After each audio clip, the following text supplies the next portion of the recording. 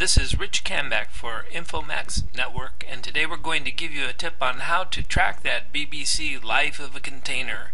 Tip by Dr. Philip Wainwright with Supply Chain Management Maritime Applications.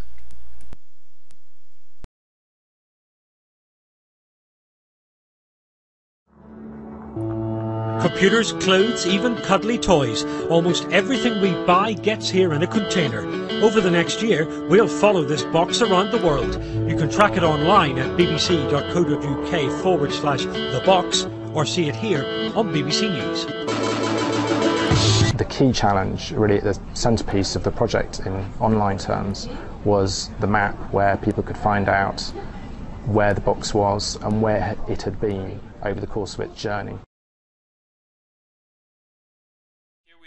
With Dr. Phil Wainwright, and we're taking a look at live maps on the marine traffic, and today we're going to talk about the marine traffic, and he's going to give us some insights on ports and ship traffic, and we're going to track it on this map.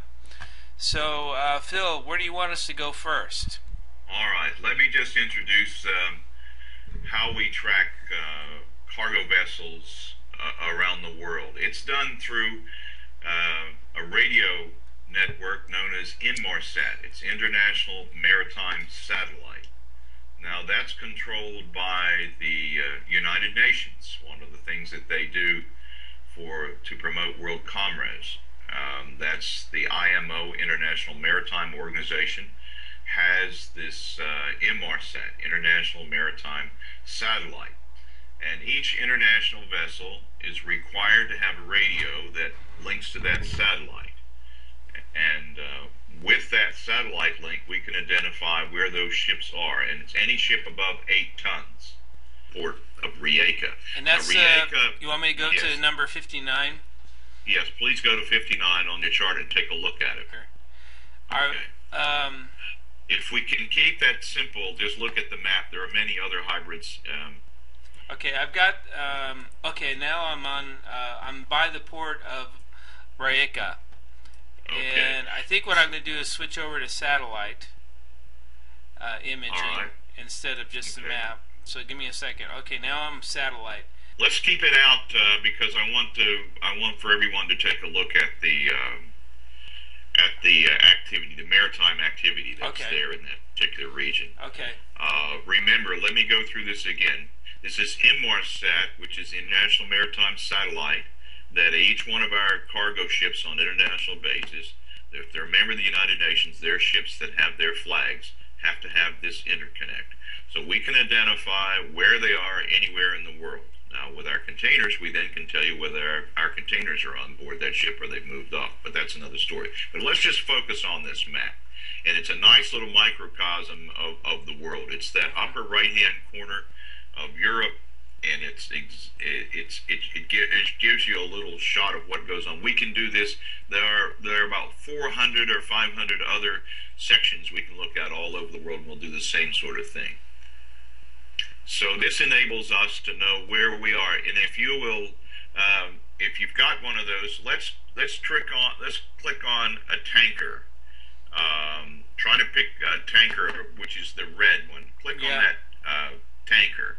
That's sort of in the middle, it's below of Venice. And it's, I'm clicking the Wexford. The Wexford. The Wexford. That's right. If you'll see that, it's flagged in Malta. Okay. Yeah. It's hazardous material. It's a tanker, which means the chances of it being probably a petroleum derivative. It's underway. You see the course. It's 10.3 kiloknots. So that's knots. Everything's in knots and kilos, of course, in the European system. You see her length is 90 meters long by 20 meters wide. The draft, that's how much water that she has to have before she stays afloat. That's what draught means. Okay.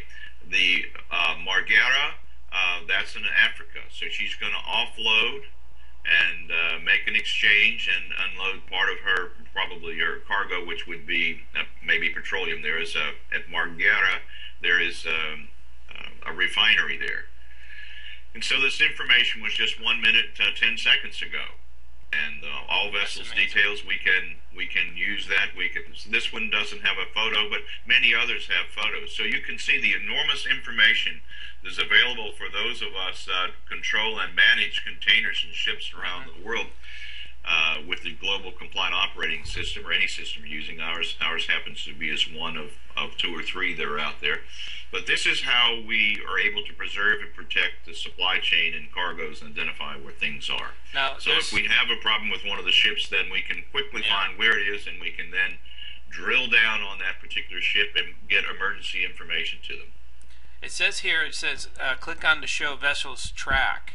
I'm just going to click on that. Please do that. That's a fantastic. It will show you where it's been and what it's doing. Oh, yeah. Oh, that's amazing. Huh.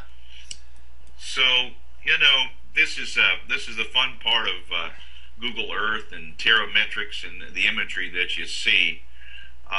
So the message is really, we have so much access thanks to our computer modeling and our computer virtual reality that we can reassure ourselves that the technology systems are available, and it's up to the private enterprise in conjunction and of course with the approvals of government to really provide systems so that we can assure the safety of our cargo and its delivery system. And in the event there's an emergency, we have to be able to respond. And that's what the GCLOS does too. Global Compliant Operating System not only tracks and traces these ships and the containers as they move down the world, we know what's inside our containers, and Coast Guard cutter might be to identify to lead them their way. Now listen, these ships and these captains, they're quite special. These guys get paid as much or more than airline captains, believe me. Because they're generals and admirals and presidents and prime ministers all rolled into one. When they're at sea, they command that vessel with absolute authority. Now, by going to the interactive map on the BBC, we can see the route of the box container that's being tracked by the BBC. Here it contains household goods. We can show here economic hardship greets the box in LA, and it gives us a little sidebar note there telling us about its current condition. Again, here we are, Suez Canal plays a key role, global transportation. So, just as Dr. Wainwright was explaining, this globalization and supply chain line is very crucial to keeping the stability of our economy and our food chain intact.